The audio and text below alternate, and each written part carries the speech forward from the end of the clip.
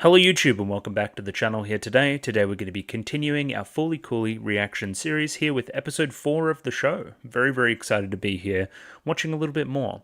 So the plan is ever changing, but I've got a pretty good idea of what I'm doing next week. So it'll be something with Monogatari, probably one episode finishing that arc up. Yeah, that would make sense. One of Apothecary Diaries to get me kind of in line for a 2-episode banger the following week. I think that's how that's supposed to work, because those 2 episodes go together. And then finally, Fully Coolly. I'll do 5 and 6 next week because I'll definitely have the time. I'm telling you right now, if I'm doing that much Apothecary Diaries, then I'll have the time on the other end to finish off Fully Coolly. And then, of course, if you're 1 episode away from the end, you might as well just go ahead and finish the show. That's kind of always been my philosophy. So yeah, that's why 4 is just happening today. Continuing to push that 2-episode banger down the line, but again, as I said last week, why try to force anything when what I'm doing is working? The show is good, the videos are long enough, I have enough to talk about, I have too much to talk about if I'm going to be completely honest, so why change up a winning formula? That's my opinion on it. Either way, YouTube comments, or should I say comment, here from Lazy Joe, of course, where they've basically corrected my entire video from last week, so that's good. Turns out you should do more research, because I was wrong. But I will say I'm not wrong in a way that changes my opinion on anything. Still a lot of the things that I ended up, leaning towards in the kind of matching of the 2 stories, I guess, and Ninamori's character were still correct, just not where I was kind of drawing them from. So I got some small interpretation things wrong between kind of Marquis of Carabas and that character versus Puss in Boots versus who's Puss in Boots' master versus anything else in between. Listen, let's go through here and we'll see how this differs from my initial interpretation of what the story was about. In the story of Puss in Boots, a commoner is helped by his cat into achieving a high status and gaining the hand of a princess. The cat does this by tricking the king into believing his master is already someone of high status by crafting the fake identity of Marquis of Carabas. Just as in the story, Ninamori hopes to fake it until she makes it by acting mature about her family's situation. If she pretends it's not a big deal, then maybe it won't be. So again, initially this with the master and stuff, that wasn't quite my interpretation, but again, this is correct. This is correcting my interpretation and is it still kind of matches, you know what I mean? It's all about trying to be perceived as something you're not. Again, fake it till you make it. That's what it's all about. I think the connection here specifically to Ninamori and her own personal emotions is apt. Personal emotions, cheating in the rigging of the voting, blah, blah, blah, blah. You see what we're talking about. We kind of expound upon this with Ninamori's glasses as well. The one she wears during the sleepover, definitely real. You can see the lenses in the close-ups, and revealing that to Naota is her being honest and vulnerable. This is also the same moment that she reveals the cheating kind of stuff, that she manipulated the votes to get Naota to be the lead in the play with her. There's definitely something in this being a revelatory moment, and I'm kind of contrasting this with the scene at the very start of the episode with the secretary, right? With the mistress, and she's kind of obscuring her face slightly in the cinematography, like her eyes aren't always on screen. She's putting up lipstick. She's not looking Ninamori in the eye. Like, on one level, she's putting up barriers. Ninamori's putting up barriers a lot as well, but again, we strip back all the artifice, we show the person who we really are, and we tell the truth. That's kind of what we're getting at here. So what does it mean at the end with the glasses when Ninamori wears fake ones for the show? At the end of the episode, Ninamori is no longer fooling herself about how mature she is or how much she cared about her parents' potential divorce, but she still approaches trying to be more honest, closer to her real glasses-wearing self, by using deception. Fake glasses. Very cute contradiction. I don't know about the word cute there, but I kind of see what she's getting at there for sure. It's paradoxical by the end of the episode. It kind of it reveals to me that Ninamori is going to keep being Ninamori. There isn't a great change of character there, I don't think. She's still going to continue to be up to mischief, even if she is in the show to a continued level, I don't know. But there's some kind of headway there of her potentially being a little bit more normal and honest and stuff. Again, progression, maybe not progression, maybe mirroring Naota in a lot of ways, right? Who's had a lot of these episodes ending on him being quite honest and that kind of thing, like moving away from who he used to be, but only slightly. I wouldn't say there's been a complete definite change in Naoto's character yet. It's little by little. It's episode by episode, you know what I mean? Tadashi Hiromatsu was the animation director for this episode, quite fond of Ninamori, and always made sure she had different outfits for each episode, up to and including the USSR shirt, so based, I guess. Kanti is gluing the pieces of the back of his head, still colored red, that Haruko smashed in episode 1. Cool, so that's what he's going around trying to find these pieces of. Makes sense. If you wanted to read into that metaphorically, right now we can see into Kanti-sama's head. Why does he want to hide what's in his head? Again, we're matching this up a lot with Naota, and he's always hiding his head as well, because there's something growing in there. Again, mirroring of the two characters there, I think. The track used when Haruko calls her Vespa, Gallop of the Comedians, is one of the few tracks not made by the Pillows. It is a piece of Soviet composer Kabalevsky, and often used in Japanese sports festivals. So again, that's a little bit more of a reference for the Japanese audience. I just thought it was kind of like some really cute, kind of tropey, I'm gonna call my horse Western action movie type music. It kind of worked in that regard for me personally as well.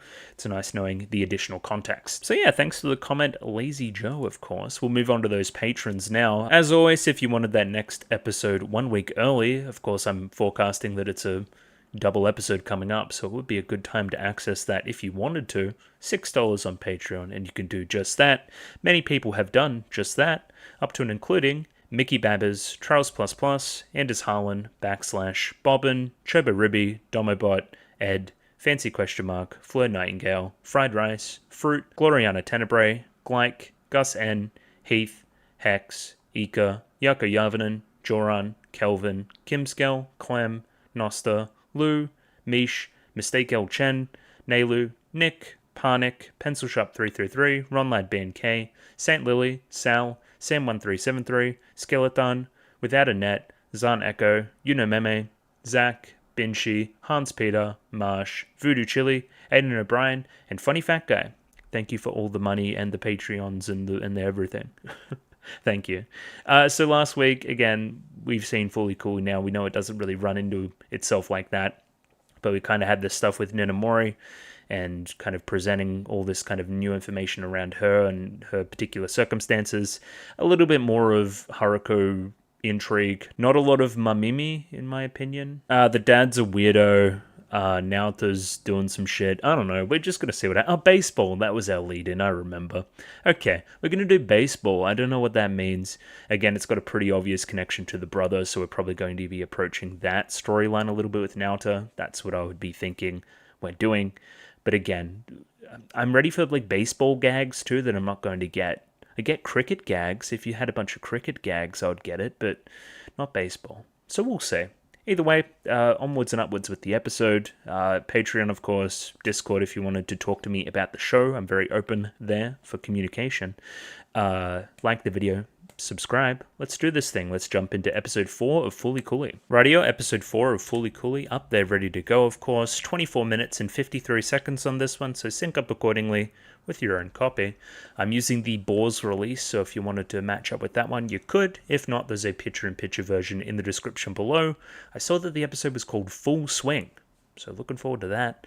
And yeah, I'm going to give it a 3, 2, 1. Rightio. 3, 2, 1. Go. And we're right in, as always. Okay, that's a home run. Get dominated. Not dancing on the grave, too. A bit loud. How? She's like she's an alien or something. Went into outer space, you say?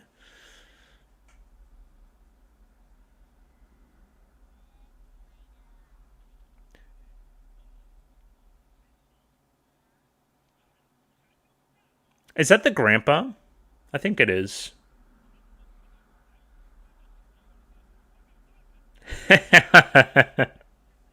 The Martians. Oh, gotcha. Yeah, yeah. So we get a name. Gotcha. Oh, who's that right on the end?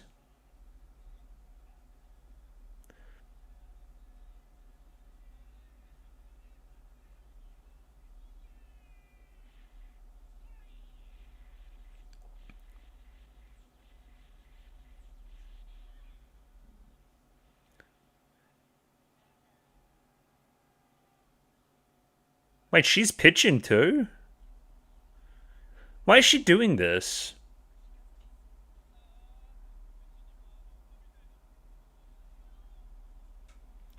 I see a lot of things happening here already. Wait, you can't...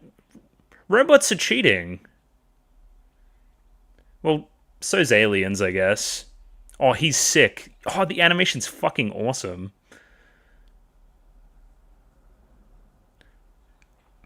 Follow me on this one. Trigger sports anime. That's all I'm gonna say. It's a good idea. I know it's a good idea. Pick a sport, any sport, doesn't matter.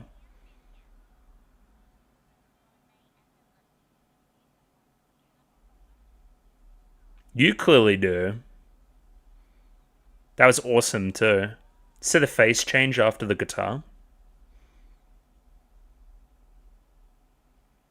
Also, she's hot. I don't know.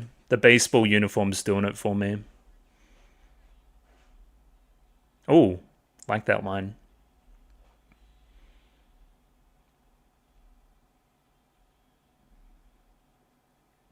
When did the trope of the baseball episode start as well?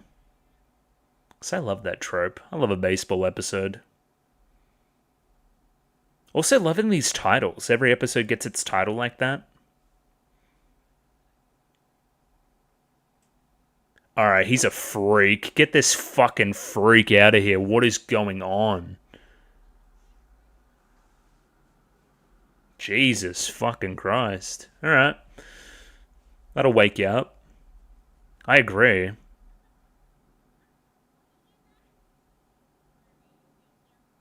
I feel like the animators put this one in kind of like a wish fulfillment sense. Alright, at least we get some man ass too.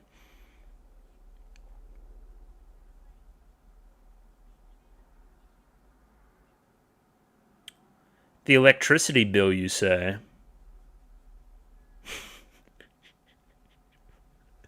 Uncomfortable.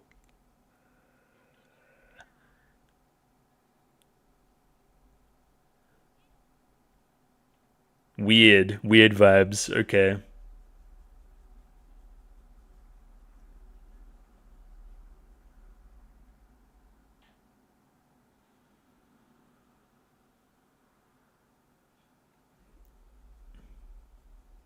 Oi oi? Who the fuck is this? Try a baguette instead. Are you French? Oh no, the bakery. Gotcha.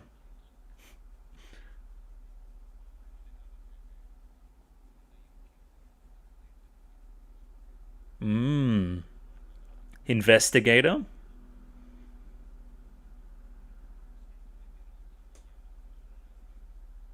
Spicy, you say? Hmm.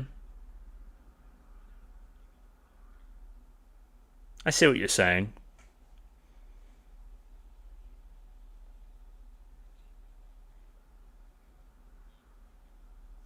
I love the eyebrows.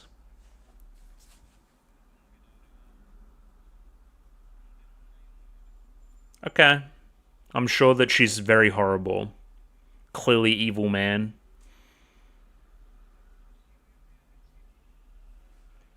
I'll do whatever the hell I want. Get off my back about it.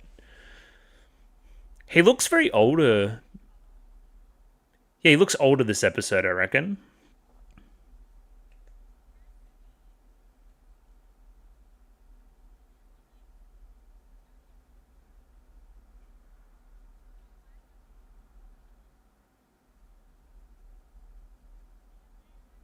Leave my mark.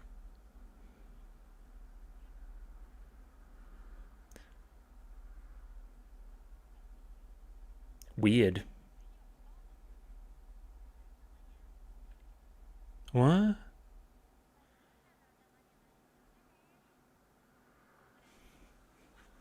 What the fuck was that? What just happened? What?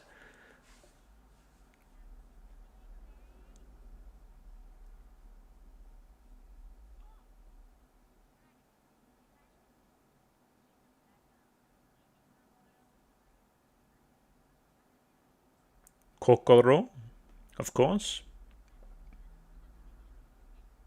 Yeah, kind of like that first shot of the episode. That's where the baseball went, kind of that direction. Disappeared into the sky like a star.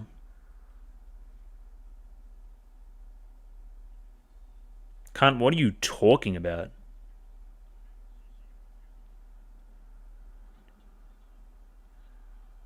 Mm-hmm.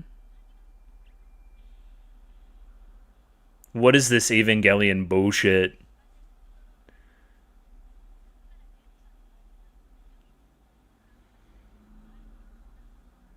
Hot, I think.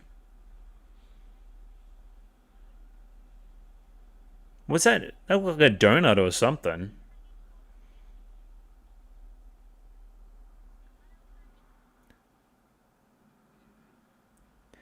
Yeah, these fucking Evangelion dudes are gonna fucking.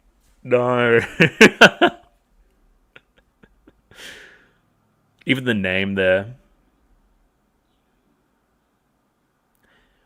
Why do his eyebrows have texture?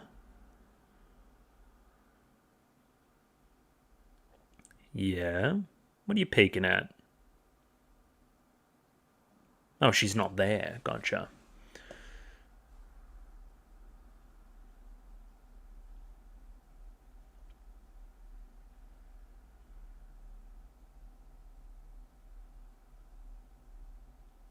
I don't think it's what we think, but we will say.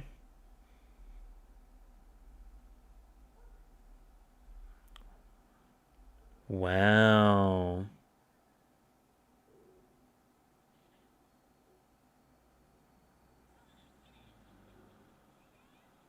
What hit his head?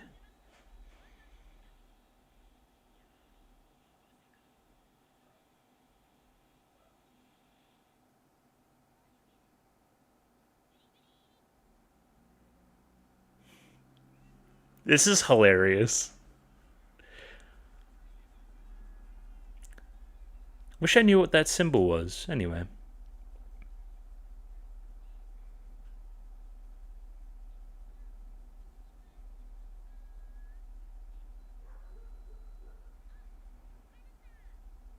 Oh, she's here. She's picking you up. I'm trying not to, but they just keep throwing themselves at me. You gotta start by swinging the bat.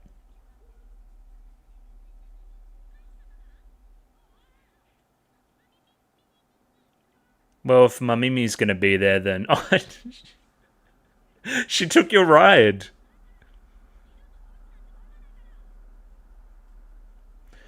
Also, yeah, we never did reveal what they were doing in the bedroom. I can't imagine that it was what we think it was going on.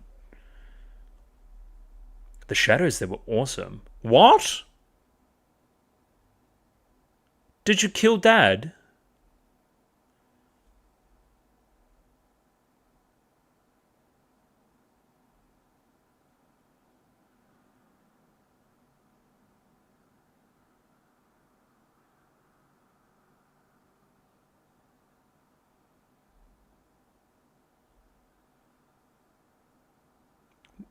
Is that why you're showing them off?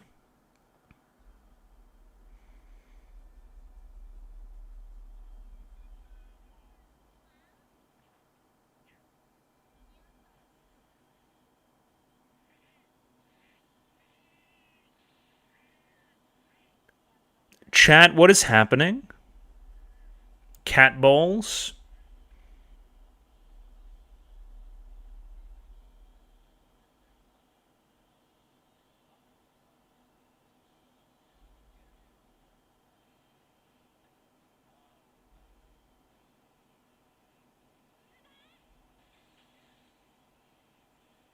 Send help. What is occurring?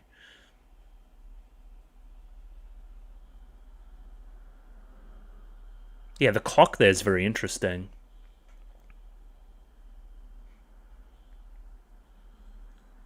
Love that track, too.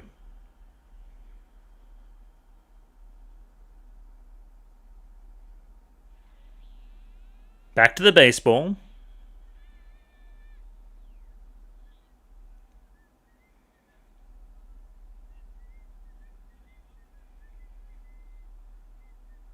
Oh, I like the hat too.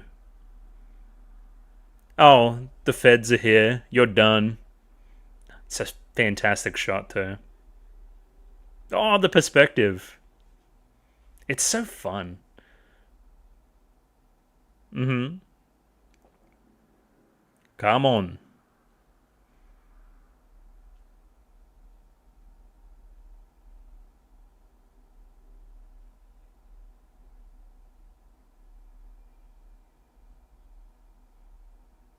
Suspicious.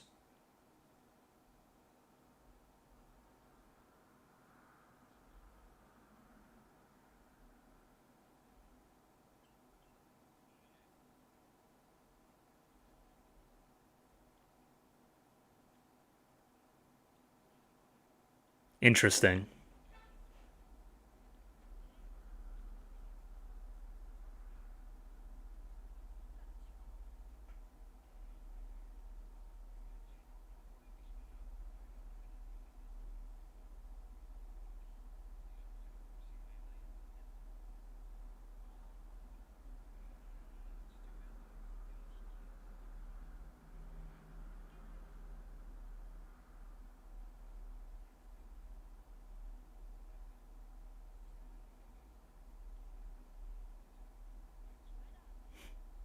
What an interesting scene.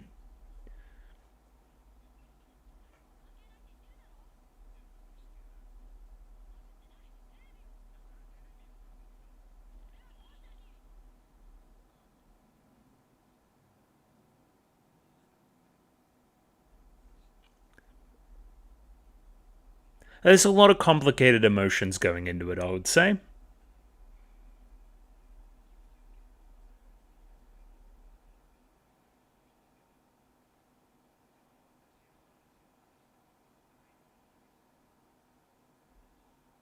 The Galaxy Police?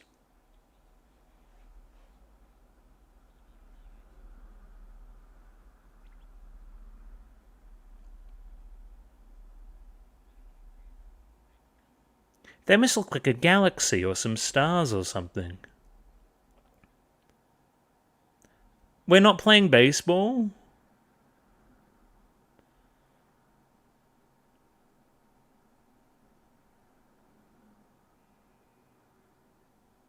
I literally murdered Dad?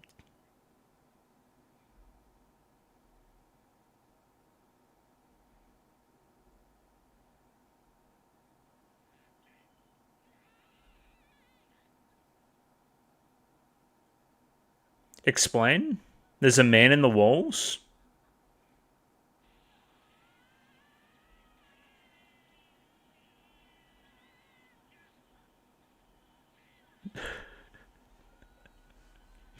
Cunt, what is happening?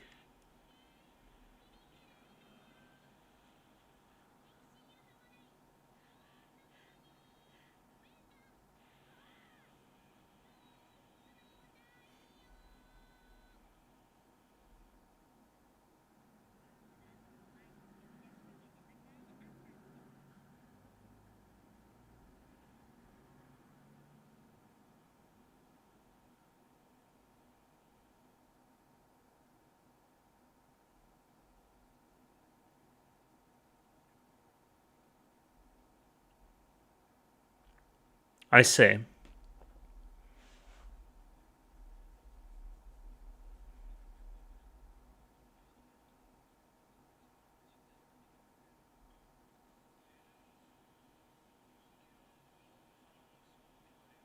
Fuliculi. I see.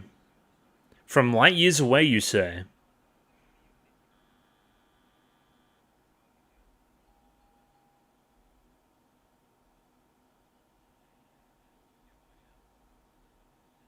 Well, I guessed as much, yeah.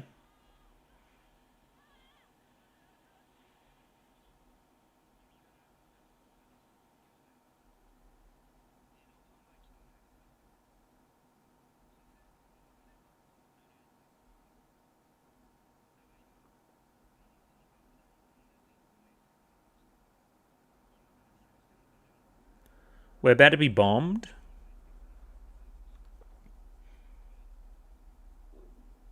Haruko, you must hit the bomb out of the park.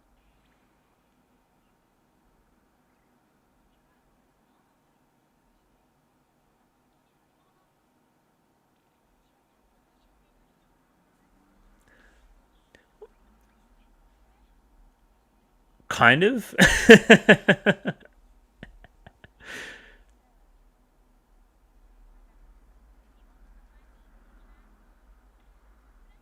Pay me hella money.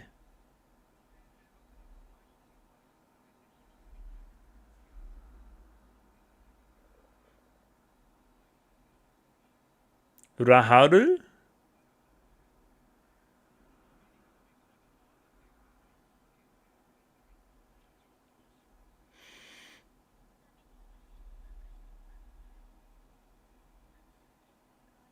I am so confused. We're reaching unforeseen levels of confusion.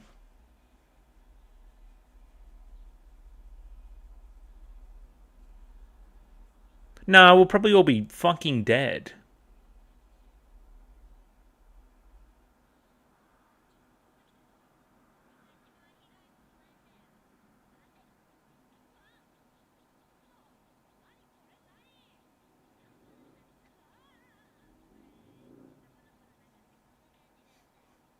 Please stop touching my insides.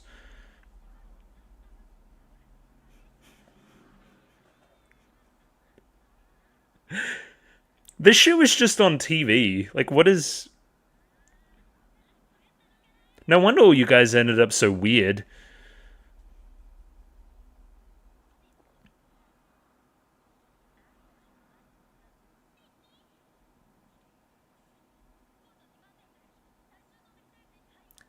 Stop pulling on that kid's bat, that 12-year-old kid's bat. Here comes the satellite bomb that also kind of looks like a baseball bat.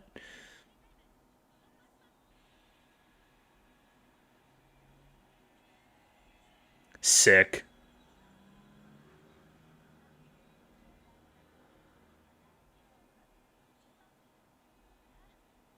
Yeah, swing.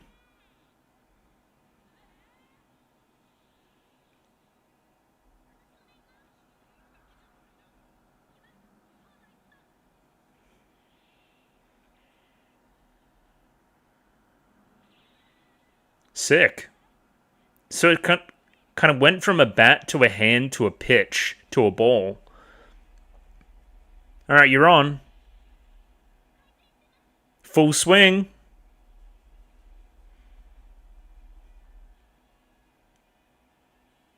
Overwhelming.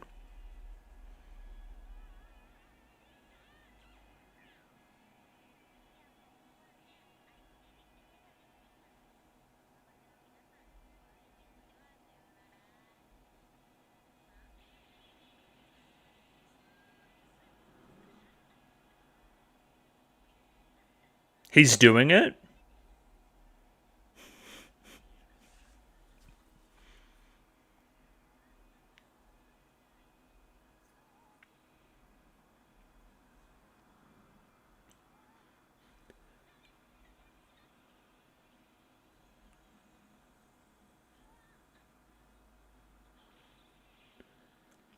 Assist.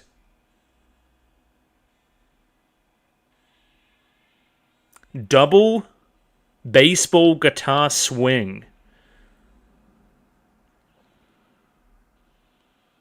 Okay, we devastated the general area. Oh my god, it's like a nuke.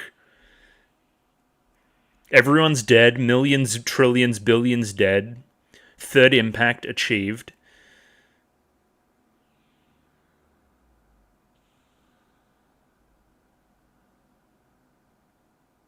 Yeah, sweet.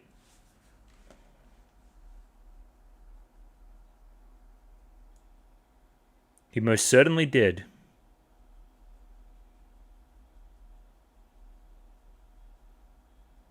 Back to baseball? That's where I would take the episode.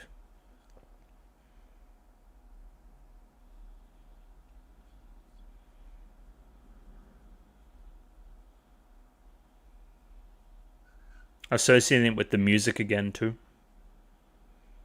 And the guitar.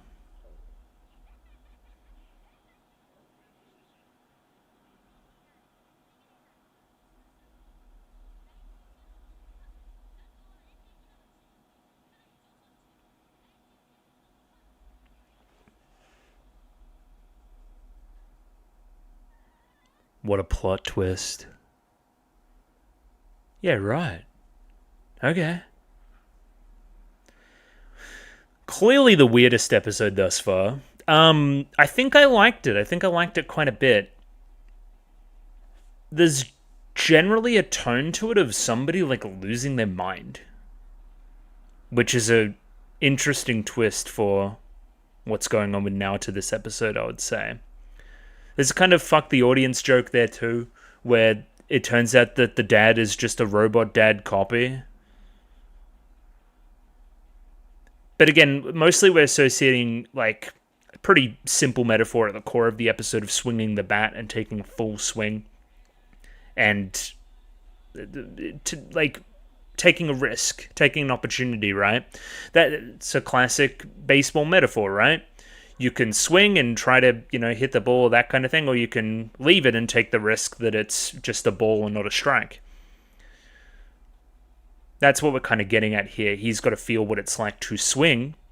Again, associating a full swing with his brother as well, and then associating that with traditional ideas of masculinity that we see in the episode as well. Maturity in general, bringing up the spicy sweet connection as well. Adults like spicy stuff. I'm a young child, I only like sweet stuff. And again, attaching that to Haruko, maturity. A different kind of adult, but still an adult.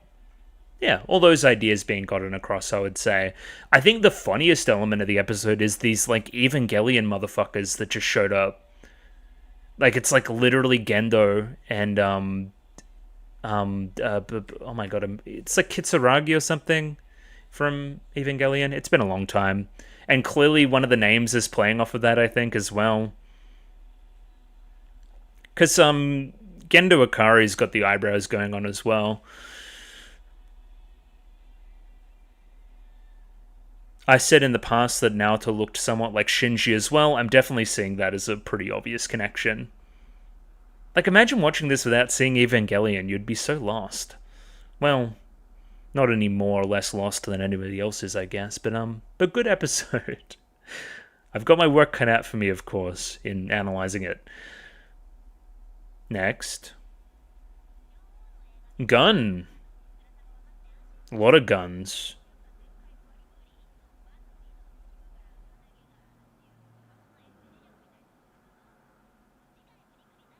Brittle bullet. Or boulet? Oh my god. Crazy. French people. Yeah, I don't know what the hell I'm going to do about that, but we'll find something to put together to talk about the episode. Sounds good? Sounds good. Let's go do that. Rightio, episode 4 of Fully Cooley, Full Swing. Yeah, confusing. I'm confused. I'm sure the rest of you were confused at the time as well. This is an episode that kind of tangibly makes some overall progress for the show as well, and for Haruko and figuring out what the hell is even going on there. So that's pretty exciting. I liked it from that perspective. Other than that, we're just gonna kind of rewatch it, I think, and see what comes to mind at certain times, right? I think it's very easy to miss things, especially very early in the episode, and miss what's going on there and little clues here and there for certain things. I'm mainly kind of centering this on the father, what's going on with the dad during this entire time. So we're focusing on the episode on this line very early in the show that made Naoto feel special in the eyes of Haruko, right? Like, no, it can only be you. I chose you for a reason. I ran into you. I put the stupid thing in your head for a reason. Kind of. I hit you in the head for a reason. That kind of vibe. And again, all the way back to the first episode, that implied connection between Kamon and Haruko, right?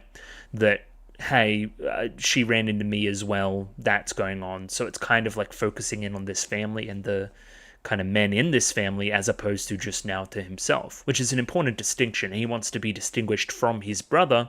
If it could have been any of us from this family, then it could have been my brother. You would definitely choose my brother over me.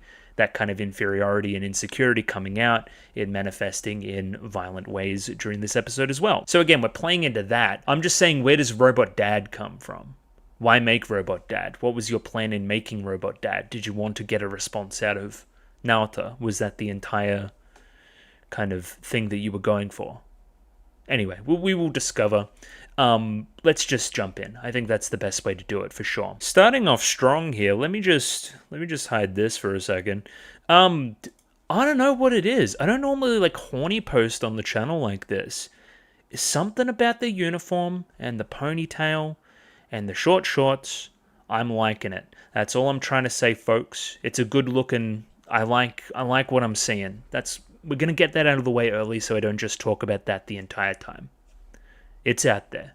Again, part of it is thematic stuff in the episode as well, for sure. Oh, interesting. So this must be the symbol for whatever baseball team it is, right? Because we have a different symbol that'll be on Haruko in a minute. Because Kanti has this symbol at a certain point on his face, and I was wondering what it was. It's this symbol. So a few things very early in the episode that we establish. These are just facts. Hey, this is Granddad. He is the coach of Mabase's baseball team, right? The local team, right? They're playing the next town over, which Haruko is almost inexplicably playing for, right? But again, the read on the episode that I have is all of Haruko's actions here are predicated on getting this response out of Naota. That's kind of the laugh at the very end of the episode that, oh my god, I can't believe that kind of worked.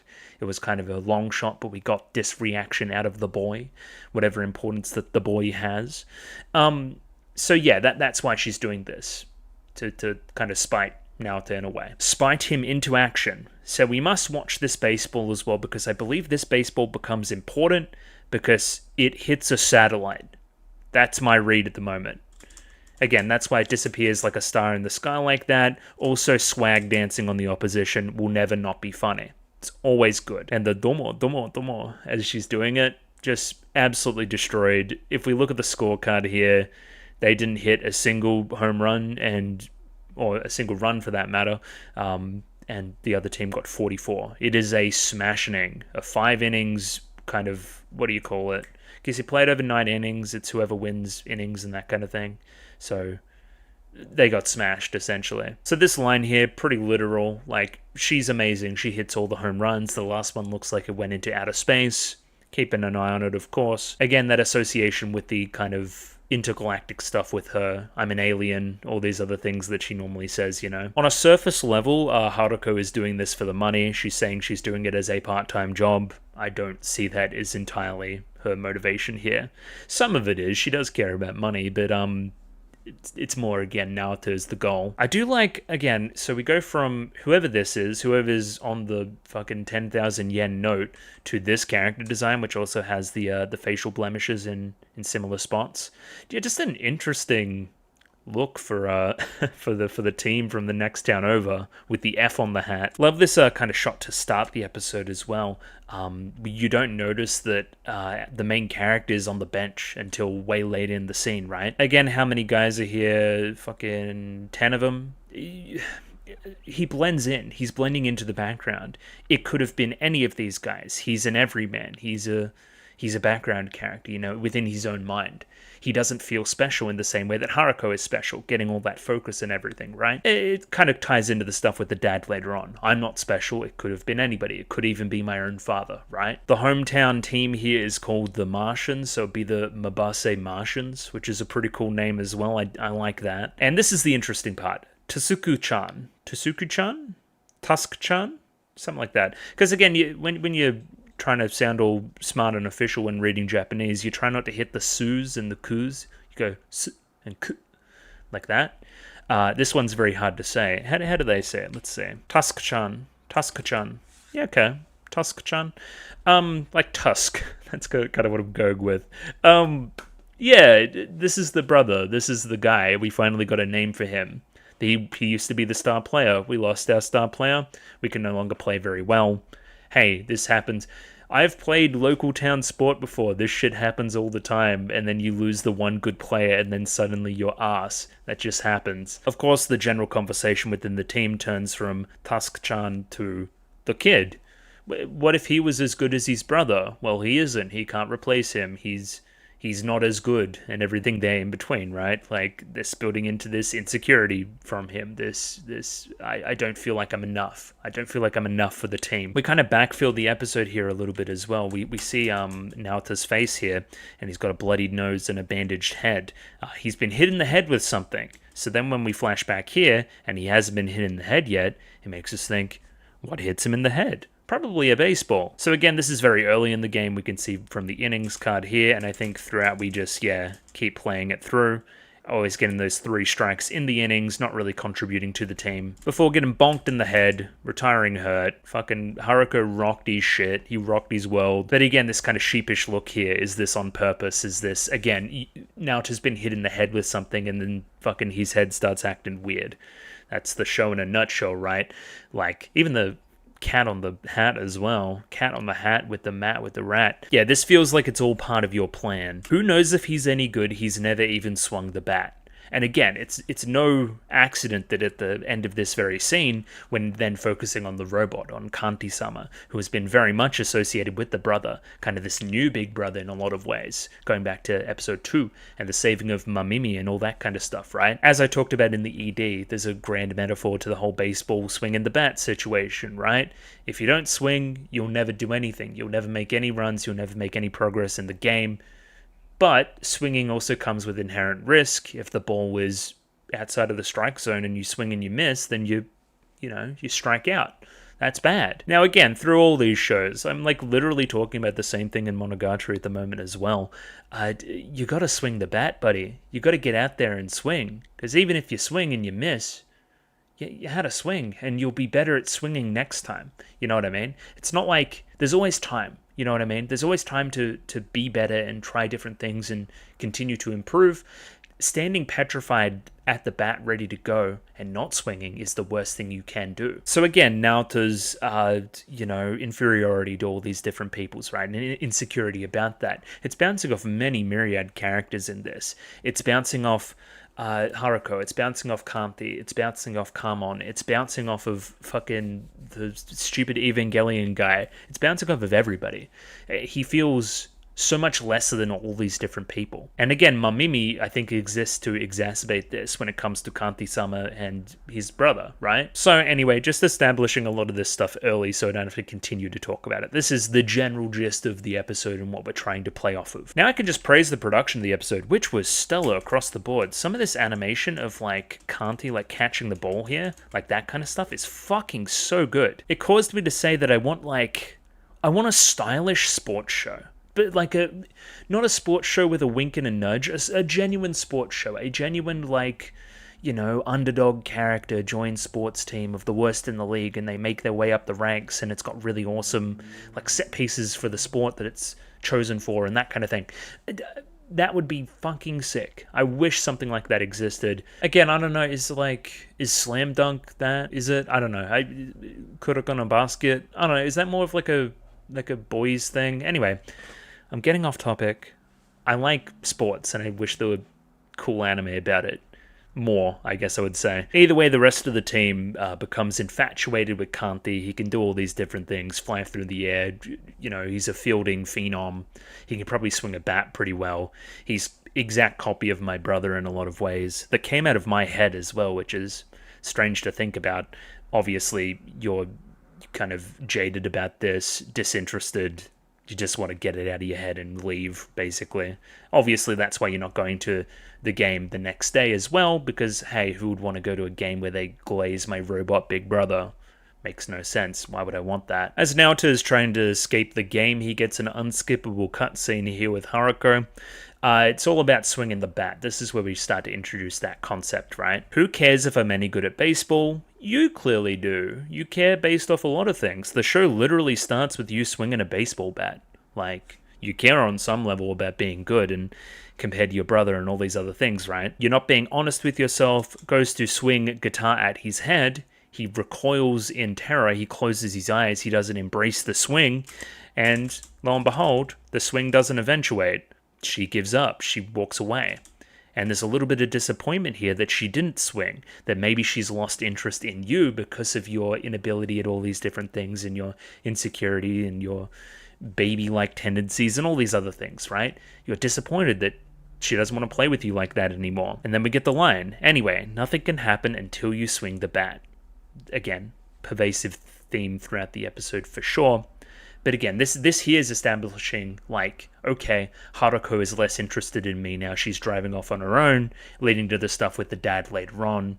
Clearly, this is all a ploy to get you to want to swing the bat on some level. Oh, and this is literally the baseball flying through the air. Gotcha. It's flying into space. We kind of hear an impact there as well, even though we don't see it. Probably hitting that satellite out of the air as the title comes in for the episode Full Swing. God, I don't know which episode's the best. I'm thinking about it now. It's maybe this one. This one's very good. I really like this one, but I also like episode 2 a lot as well. They've all been amazing. The show's been so good. So I think this is the electronic meter for the house, which we kind of focus on a lot in the episode. The kind of power going through the house and the surge in power and that kind of thing, right?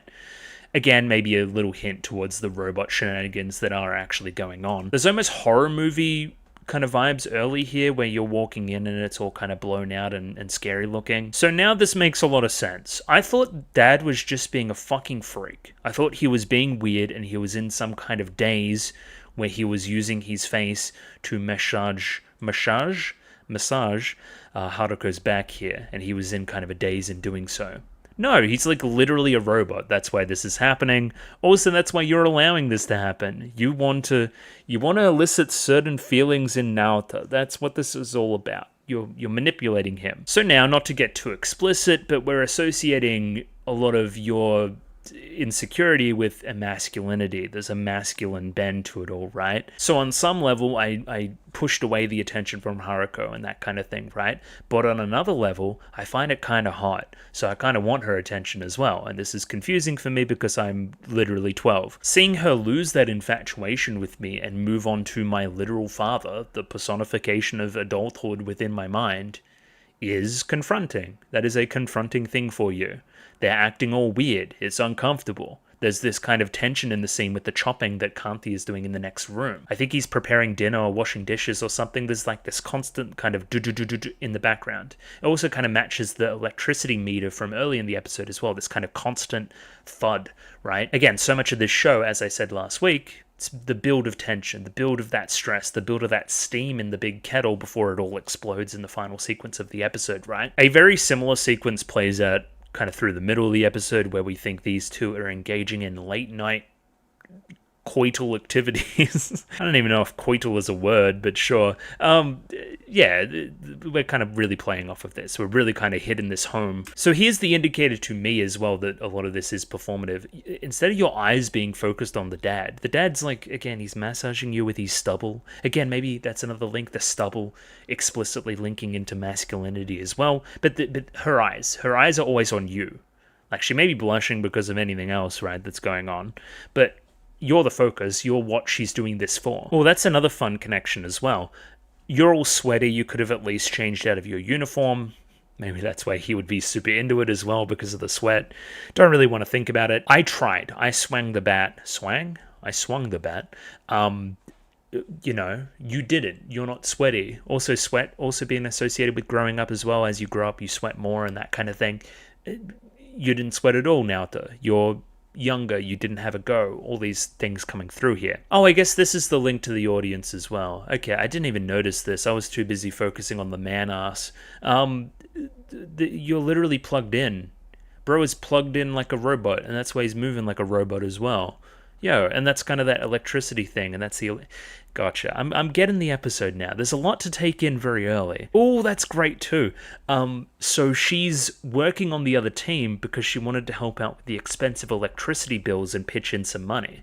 Hence why we focus on the money a little bit early in the episode as well. But again, only that electricity bill is predicated on you. You're the one that's plugging in the robot. So it's a self-fulfilling prophecy. It's a justification for your actions because, again, the overall goal of it is Naoto. Don't get me started on the fried egg scene as well. These two engaging in a frankly disgusting display of debauchery with these fried eggs. Again, put the pieces together. You got the fucking fluids leaking out of the mouth. The egg idea, two of them sharing it fucking Lady and the Tramp style. Like... there's too much. It being reflected in the face of Kanti as well, much like that other scene where from the other episode when Naoto put his finger up to the camera. This is a glorious frame. Disgusting, but glorious. I love every part of its construction and the decisions made here. So now these feelings being invoked in Naoto, right? You're the one I met first. Like, hey, I thought I was special. If you're doing these kind of things and hugging up next to my father and sharing eggs with him and all these other stuff, who's to say you're not doing that with other guys as well? I thought that was our special thing. All these other things, right? Oh, and you're acting... See, here's the problem. He's acting weird, right? Because he's a robot, but the dad's already fucking weird. So I just thought it was the dad being weird. But no, he's actually been tied up and fucking deprived of basic human decency and needs in a closet or something. Again, all these are like kind of clues very early in the episode, but they all went over my head. Just again, the dad's normally weird. Now we have the introduction here of a new character. I have mentioned already a lot of times that he reminds me of Gendo Akari. It's something about the hair, something about the eyebrows, something about the glasses. He literally works for like a fucking big corporation with a group of women that kind of tell him things. You know what I'm talking about there. It's clearly what they're playing off of 2 Gainax anime. I wouldn't be surprised if there's also some fun gunbuster stuff in here as well. They're just having fun with it, you know? It's no surprise that he also shows up on a Vespa as well. He is being contrasted very much with Haruko, right? This is the official adult. This is the adult that in a lot of ways Naoto aspires to be. I'm guessing probably very similar to his brother, very not similar to his father. Official, in a suit, got a good job, all these other things. You know, official adult, working man, as opposed to Haruko, who is this, does she even have a job, bounces between jobs, bright yellow Vespa. Again, lots of stuff to bounce off of there. And this guy can almost see into the future, because he's like, don't hit it with a bat, try a baguette instead. So the sequence through the middle of the episode when Naoto hits his dad, right, or implied hit his dad, it wouldn't have done as much damage if he used a baguette, if he used something from the family instead of the baseball bat, if he went the route of the baker instead of the route of the baseball star. So again, we're continuing this theme in the episode as well of general facial hair, I would say. He has some frankly disgusting sideburns creeping down his face in an uncomfortable kind of way. We also have here his eyebrows, which is very much the focus. So big bushy eyebrows, another signifier of, you know, age and that kind of thing, status. I really like them as a character design detail. I think they're very expressive, along with, of course, the reveal at the very end of the episode, which is, again, filled with meaning now as well, that the eyebrows fall off. They were a bit of a facade. They were something you put on, right? Goes to show that looks aren't always what they're meant to be, if that makes any sense, right? Like, looks aren't always what they seem. He may put on this image right now of somebody that's supremely in control and supremely important and masculine and all these different things, right? He's projecting just as much as everybody else is, you know? There's also the element of the eyebrows as well that we'll go into. It kind of looks like a galaxy in there, which kind of links it into this kind of space theme, like hitting the ball out of the park, hitting it into space, associating that space with the masculinity and the facial hair. We walk into the bakery. The bakery is also, of course, Naoto's home. You didn't used to sell this super spicy stuff. What happened? Of course, Haruko came in. She's being associated with the super spicy, as we did the previous episode with the curry as well. Spice equals adult emotions, spice equals tolerance, spice equals a lot of different things. And then, of course, we're contrasting it with your predilection for sweet things and your dislike of sour things in the past as well. So Mamimi is almost sour and Haruko is spicy. I don't know how to read into that any further, but that's definitely what's going on there too. Another line here, after you force yourself to eat it, you get addicted to it. So, like, you may think that Haruko is this really good influence on you, right? But in actuality, you're kind of being forced into this, right? And if you want to get out now, now's the chance to get out. Basically warning Naoto about Haruko. That's what he's doing in this scene. We explicitly tie the two here. Naoto says that he hates spicy stuff. Then why is she still here? Why do you let her continue to be in your life if you hate spicy stuff like this? This may even be indicators more to the future. You'll find out eventually that she's a horrible woman. Again, what she's doing already with the dad is kind of horrible already. So I see where you're coming from there. And that's just good life advice. Don't mess around with older women. They're problematic. True. Again, the characterization for Mr. Evangelion here early is very good. He asks for a receipt. He cares about doing his taxes. Like, I don't think Haruko cares about doing her taxes, if you know what I mean. She's just living life. Again, contrast being built between the two characters. Confusingly, Naoto ends that scene by saying adults are stupid. I don't know what about that interaction made you think that he's stupid. Maybe, again, it's a little bit more of you, like, lashing out. Either way, Naoto's pissed off. He goes off to Mamimi to relieve some steam, that kind of vibe. Basically, hey, why not? Let's, But again, he's closed off. He's letting her do all the movement here. He's all hunched over his baseball bat, looking at it and that kind of thing, still kind of stewing on it, dwelling on it. Where again, I feel like Naoto's just kind of using Mamimi in this scene. Like, okay, I know that she'll be all over me and that kind of thing. I like that on some level. I wanted that from Haruko. I guess I'll take it from you. Kind of a cynical move from Naoto, maybe I would say. Yeah, just moving from one onto the next. Now, this scene here was very confusing, right? So this is even later in the day. I really like the sun kind of setting through this part of the episode as well. Moving into that night and moving into the actions of the next morning as well. There's a real sense of kind of time in the episode that I enjoy. So Mamimi's going to leave her mark again on him. We discussed this previously. It's the hickeys and so forth. Dad has one from, or Robot Dad has one from Haruko a little bit later on as well. So we're kind of playing off of that in a fun way. Haruko shows up and asks the question, practicing until sunset. So kind of implying that he would be doing this with baseball, but instead he's doing it with, romance stuff. Smooches, making out, and so forth. Again, there's that link between growing up, adolescence, and baseball. Practicing until sunset, I'll coach you. I don't want that. I would especially do it for you. Are you lying again? Because you've been doing like weird things with Dad. So why don't you go fool around with Dad instead? You've been doing that. That made me feel really jealous. Again, hiding the face here, hiding behind the shadow, hiding behind the sign of the store as well. That association with the father. We don't get to see his emotional reaction here when he's saying this kind of thing. He could be really torn up about it, Stay out of my life. Cool. Right back at you. Dad's dead head drops. Cool. We then look behind. This is Mamimi. Am I wrong? Yeah, what? Or it's Haruko looking fucking crazy. So she was holding dead Dad's head. Cool. Which is also robot head. Cool. Now she's got your head in her possession. Right? And it's almost like, perspective-wise, you've swapped heads. The men in Haruko's life are interchangeable. What she wants directly is to do with your head. Again, it's more about what's in your head and what she can do with her head to get her robot stuff going, or whatever that other plot element in the show is. It's more about that than your actual feelings, your emotions, the you. It's you as your utility. It's not you as a person. It's no good unless it's your head. I want to possess your head for that kind of stuff. Again, a really, really trippy sequence there that I really, really enjoy. Goes to show this kind of like losing my mind aspect of the episode. Maybe, again, these effects on your head from the baseball lingering, Either way, from here, we take it to the backyard. This kind of... Again, Haruko here almost regains Naoto's confidence. Like, hey, I'm really only interested in your head. Let's go out and practice some baseball.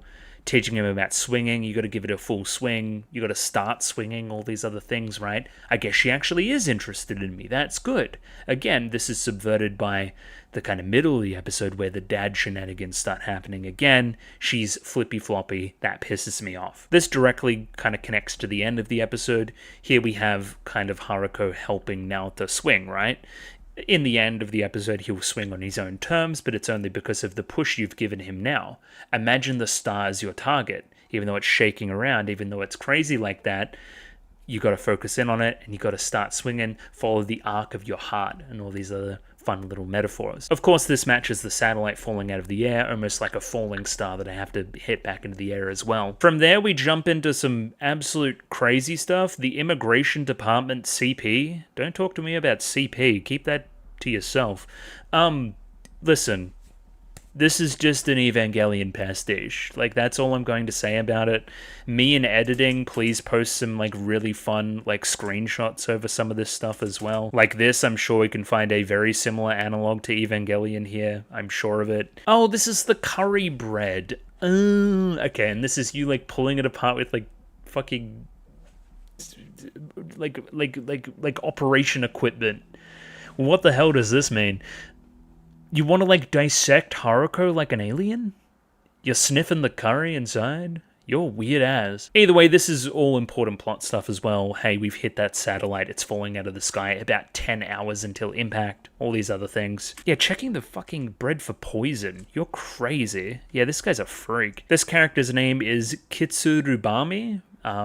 Very similar to Katsuragi, I would say. Kind of similar costuming. You get what we're doing here, I think. So you've kind of dissected the curry thing, looking for poison, but then you don't want to eat it anyway because you don't like spicy things.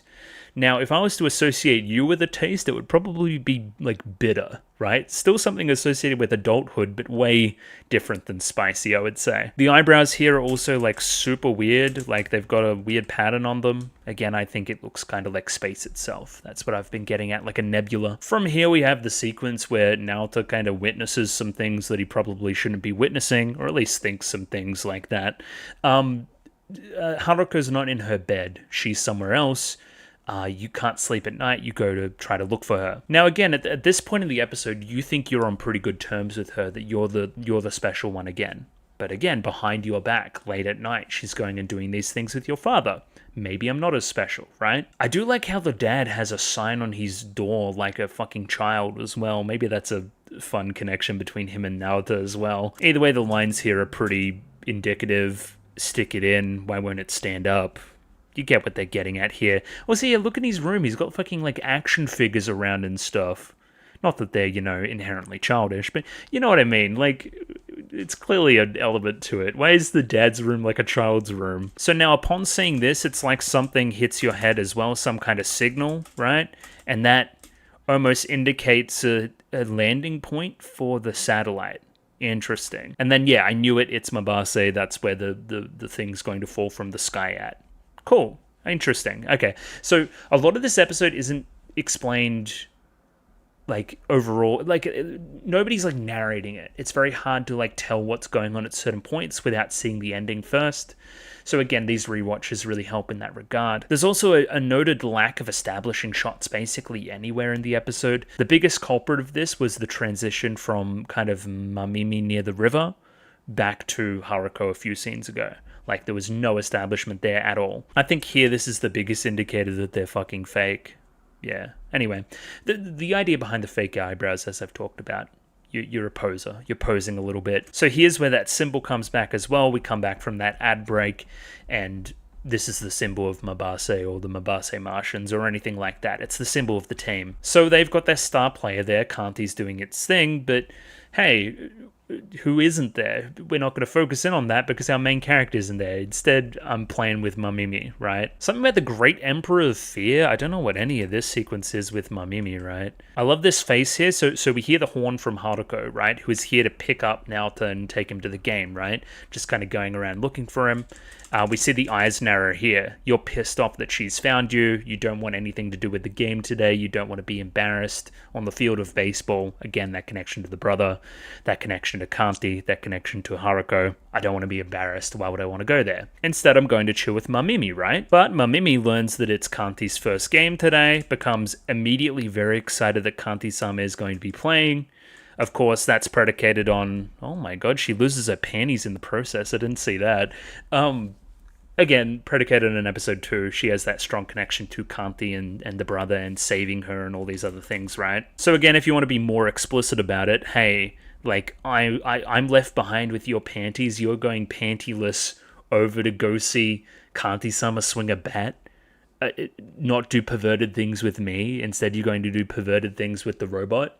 Of course that's going to make me feel emasculated. That's, again, building up to this rage and this swinging of the bat that he does against the father later on. Mamimi here is even, again, explicitly ties to it. Haruko asks, are you two doing perverted things? Takun? I'm not doing that kind of things with Takun. He's not the type to swing the bat, you know?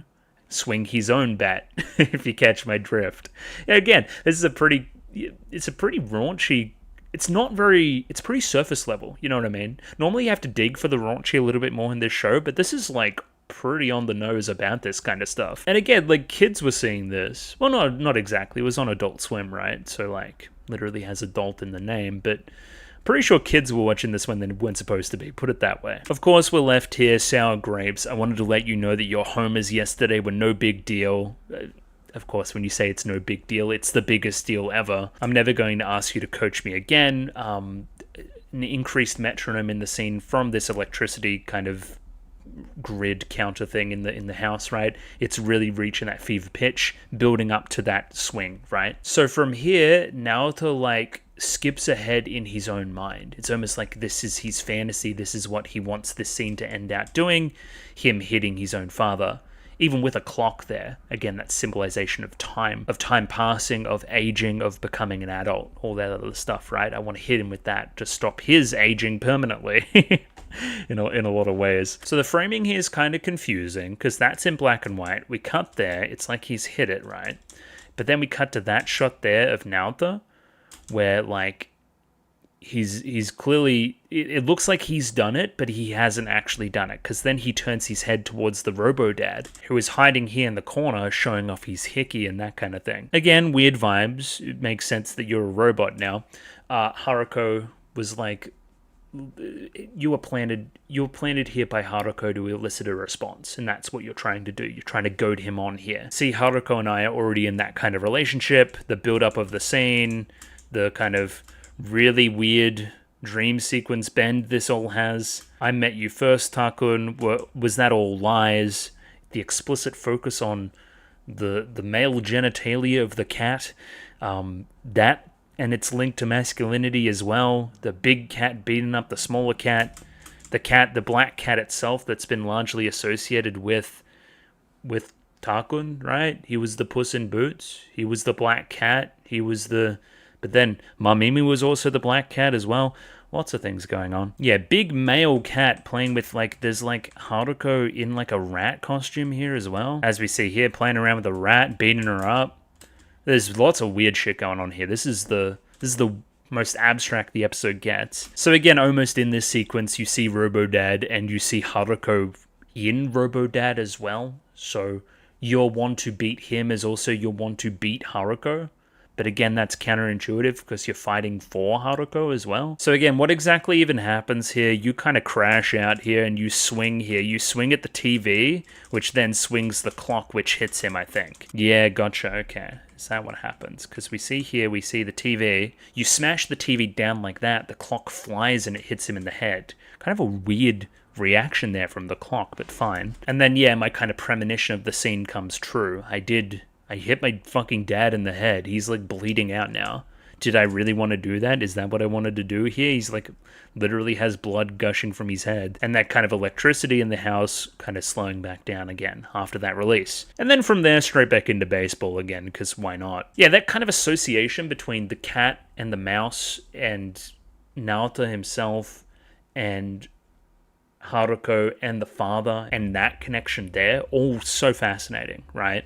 Just kind of this really weird mix of emotions going on in Naoto in this episode. Real fun moment here with Mamimi and the coach as well, as they get worried about kind of the game, get really into the game, and then notice that they're that close to each other and don't want to associate. Again, I think there's beef here from the past between Naoto's family and you, based on the brother. Specifically, Haruko here is biding her time, just kind of throwing real stingers at Kanthi, just for good measure as well, just kind of waiting for Naoto to show up, because again, he's been the target of a lot of this. But then a state of emergency has been declared. Here come the feds. They've come in because, hey, a literal fucking satellite is going to fall on the town. Ooh, law for the dad, too. So the dad used to work as an assistant editor of like a counterculture magazine. What was the first part here as well? Yeah, Tokyo Publishing House. Counterculture magazine. And then again, this is framed like an interrogation. It's like, you've been associated with the murder of your own father, and this is the establishment of the facts of the case. Again, you didn't choose to hit him with the baguette, you chose to hit him with the bat.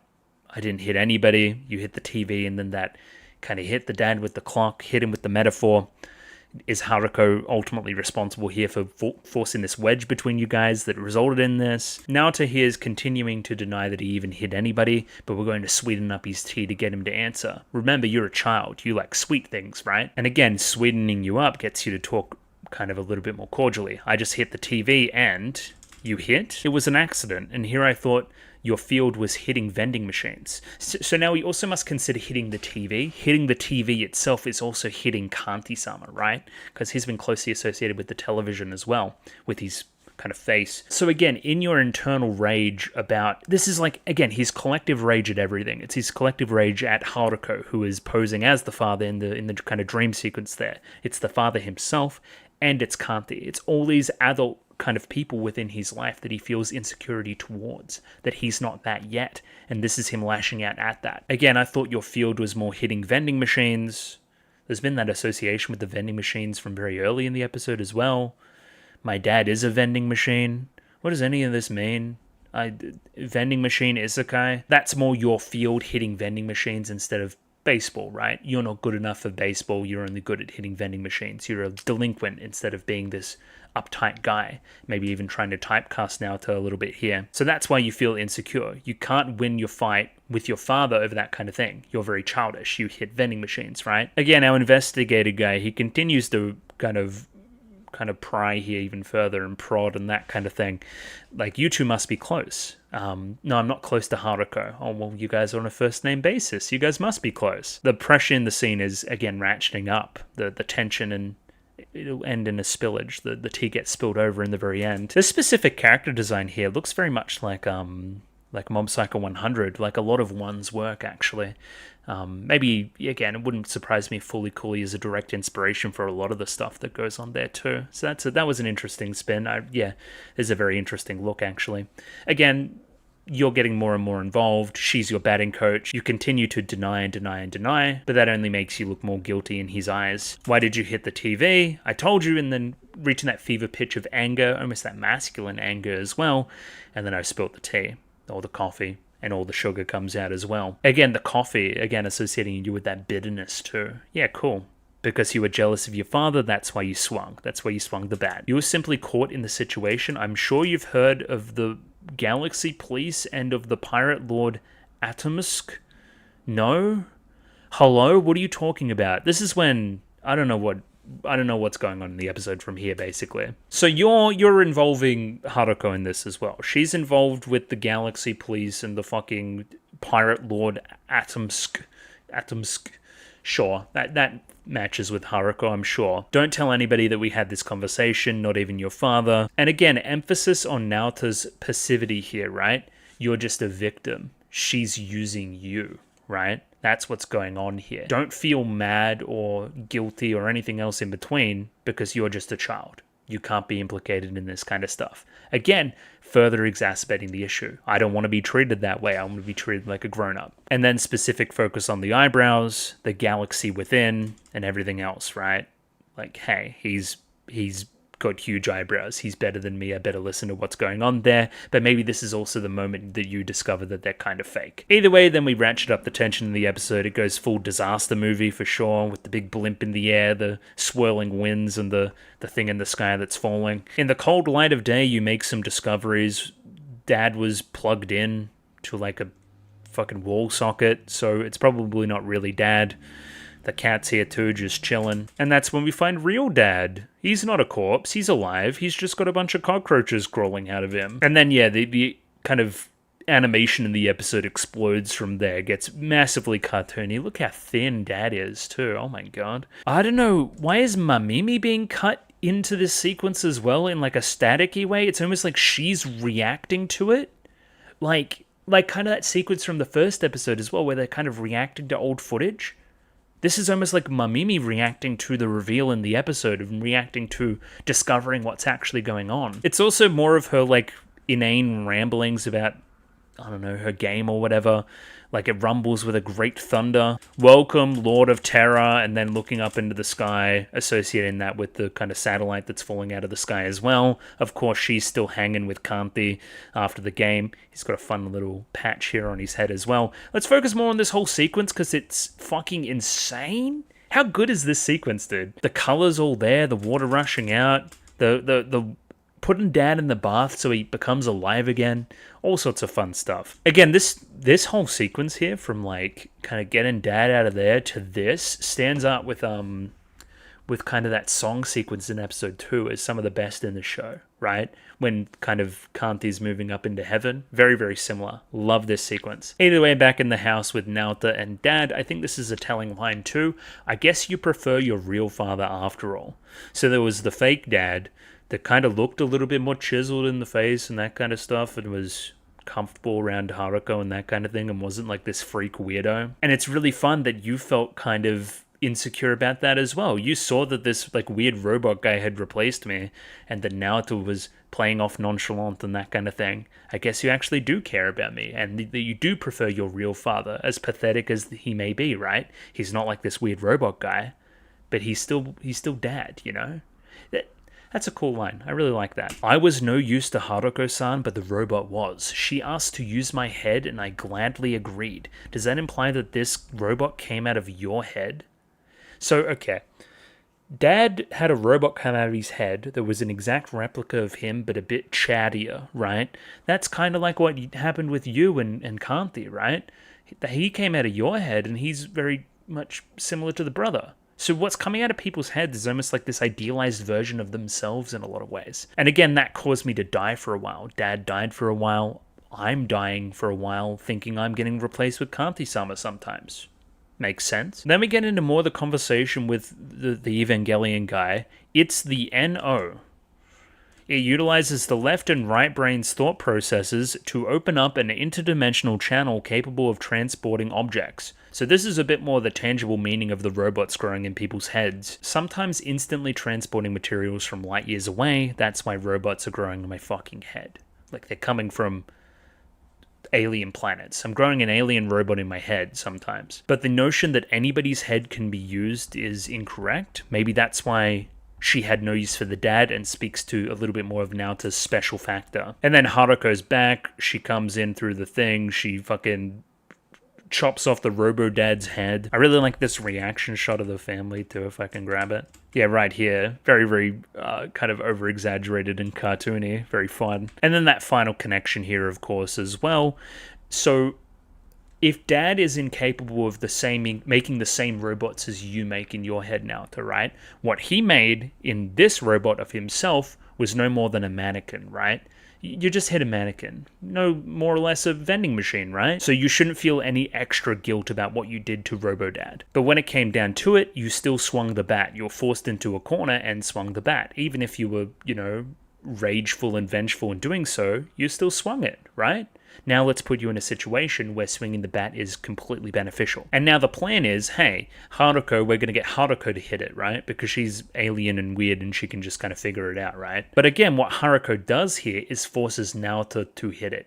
She forces him to the plate, forces him to hit the pitch.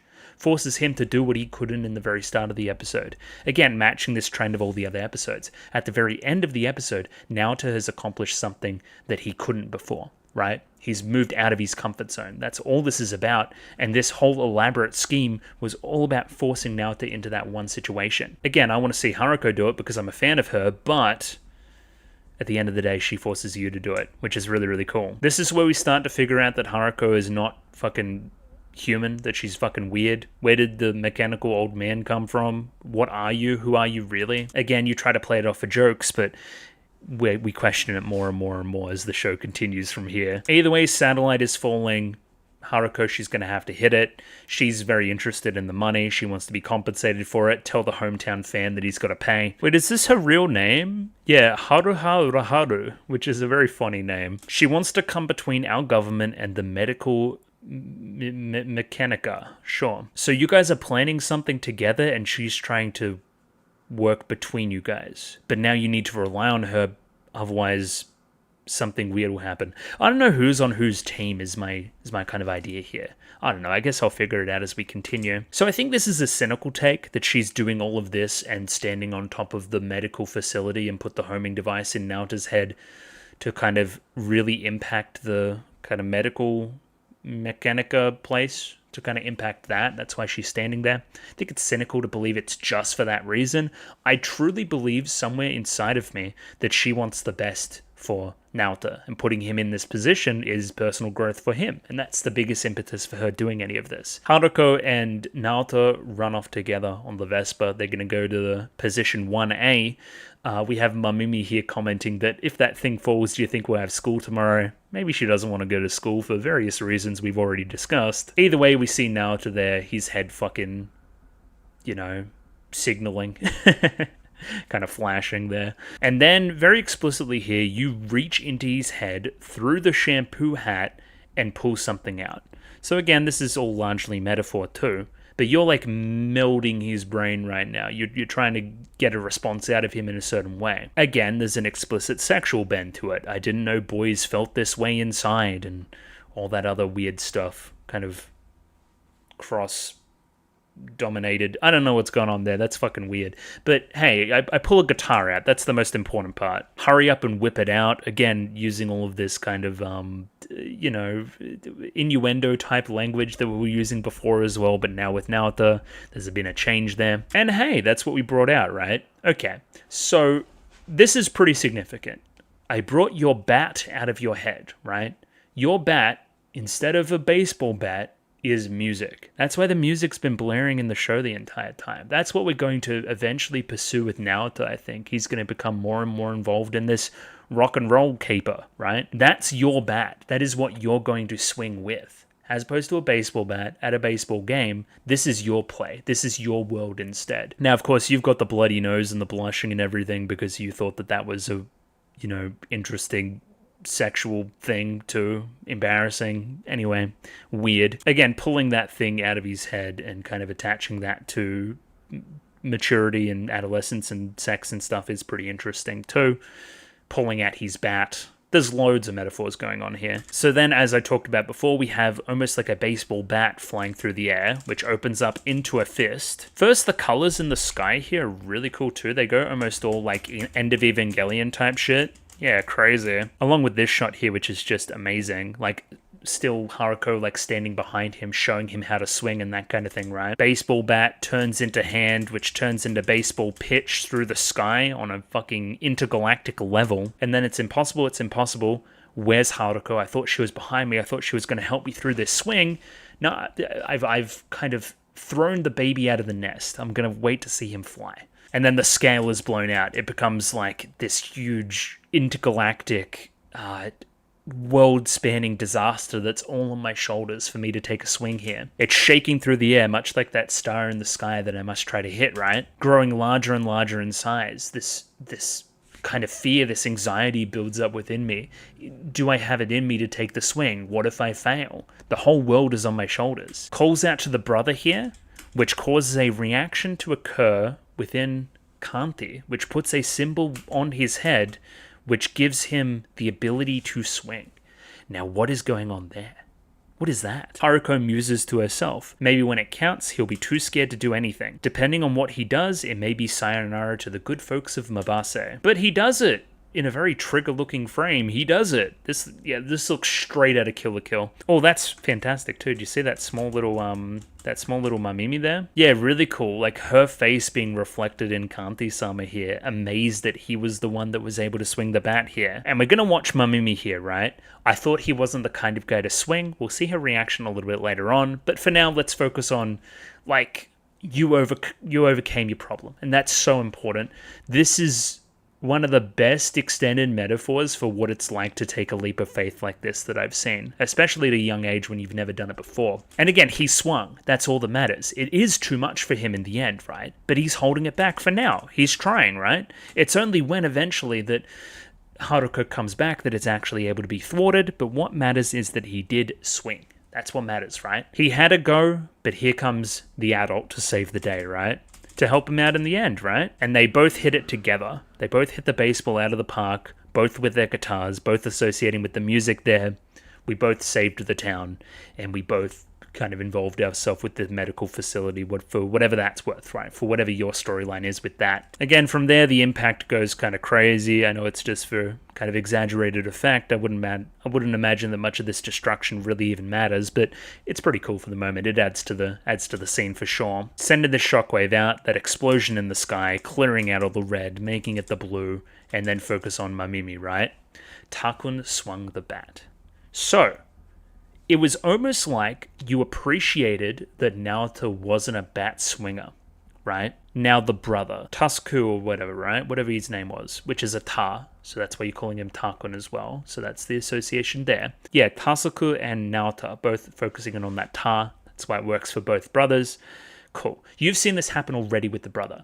He was the type to take a swing, and it took him out of the country. It took him away from me and left me lonely. Right? You're now worried seeing him take this swing, especially taking this swing with another woman, that he'll be taken somewhere else away from me now as well, and I'll be left below just like before, with nobody with me, right? I'll still be in love with somebody, I'll still be in love with everything they represent, and they still won't choose me in the end, and that's what you're worried about. You see now that he's becoming special, and I'm not special. You know? Again, it's only one facial expression. I don't know if that's the direction we'll end up going, but that's my read on it, at least initially. Again, it was almost like this, I didn't even think about it, I just did it type thing for Naoto. Again, there was that symbol on his head. We'll keep it in mind, I guess. We'll think about it. His palm still stings from the strike. I wonder if Haruko feels like this all the time. You can almost associate that with a bit of guitar as well, the hands stinging. It seems like you've kept your guitar instead of a baseball bat and focusing in on that baseball bat. You will now use the guitar instead. And Haruko laughs maniacally. Why? Everything happened the way you planned it to happen, I guess? Are you a good person? Are you a bad person? I would have to imagine good still. Let's read this laugh as like your ultimate victory and your, I guess, appreciation for Naoto. To bring the episode full circle, we focus in on Evangelion Man and his eyebrows, right? He's sweating on the face as well. We were talking about sweat earlier. Kind of takes the stickiness off the sticky eyebrows and they fall. This kind of ploy from Haruko foiled me, and it also foiled my adult disguise as well in the process. It passed the second stage, that brat, and then the shock at the eyebrow falling from the face. And then, yeah, the end of the episode, the preview was just like some guns firing and some weird fucking dialogue. Yeah, about John Woo, I thought I read John Woo there. That's why we're doing guns, like fucking gun fu type white dove type operations, I guess. Strange. That episode was fantastic. It was multifaceted. It was amazingly directed. It was told this really emotional story within Naoto. It's his closest character study we've had yet. If you wanted to talk about like episode 1's like introduction, then episode 2, this is the Mamimi focus. Then we have the Ninamori focus. Then we have the Naoto focus. I think this is the Naoto focused episode. Love the progression here. Love the talk about insecurity, masculinity, meta references. Lots of fucking fun stuff in the episode. It's just a good time. I said it already. Amazingly produced. Just it's good. It's a really good show. We'll do 2 next week. We'll finish it off. It's blowing me away. It's very, very good. I love it. So yeah, hey, next week, 2 more. Patreon if you want to be that 1 week ahead. Like the video, subscribe, comment below, all that type of shit. Hey, I'll catch you next week. Thanks for watching. I'll catch you later. Goodbye.